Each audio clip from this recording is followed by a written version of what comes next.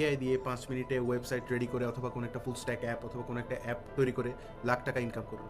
YouTube কিংবা ফেসবুকে এই ধরনের ভিডিও দেখে থাকলে এই ভিডিওটা আপনার জন্য। রিসেন্টলি আমরা দেখছি যে এআই নিয়ে নিমিশে একটা ফুল স্ট্যাক অ্যাপ, ওয়েবসাইট ইত্যাদি বানিয়ে ফেলা যাচ্ছে, কিন্তু মেইন সমস্যা হচ্ছে আমরা বেশিরভাগই বিল্ড এবং শিপ করার পেছনে সময়টা দিচ্ছি, রিয়েল ইঞ্জিনিয়ারিং দেখতেছি না। সো এটার পেছনে কারণটাই কি?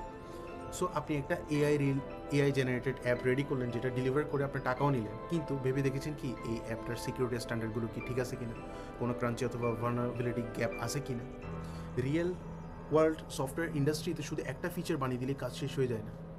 এআই দিয়ে কোড জেনারেট করার পর আপনি যদি proper unit testing, integration testing, security testing এগুলো না করেন, তাহলে যে সফটওয়্যারটা রেডি করছেন ওটা টাইম বম্ব ছাড়া কিছুই না।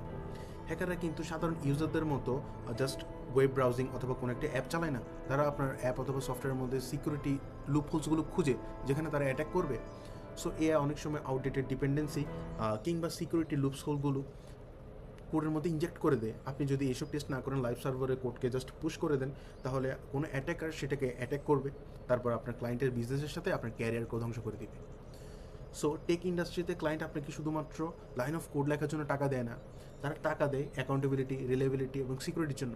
একটা প্রফেশনাল অ্যাপ লঞ্চ হওয়ার আগে ইউনিট টেস্ট হয়, তারপর এটার সিকিউরিটি টেস্টিংগুলো হয়, তারপর গিয়ে এটার এজ কেস হ্যান্ডেলিংগুলো হয়, অনেক কিছু টেস্ট পাস করার পর একটা প্রপার অ্যাপ লঞ্চ হয়।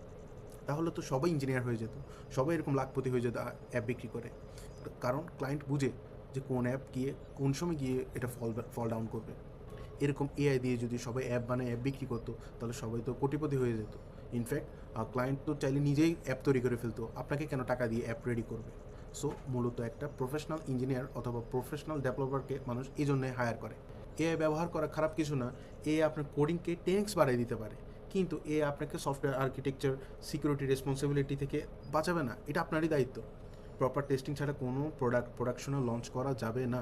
আপনি কি আপনার প্রজেক্ট এআই দিয়ে কোড করার পর সিকিউরিটি বা ইউনিট টেস্ট করেন, নাকি সরাসরি শিপ করে দেন?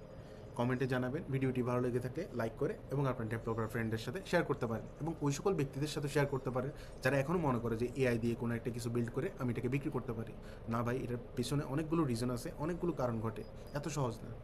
সো এতটুকুই, দেখা হচ্ছে পরবর্তী ভিডিওতে।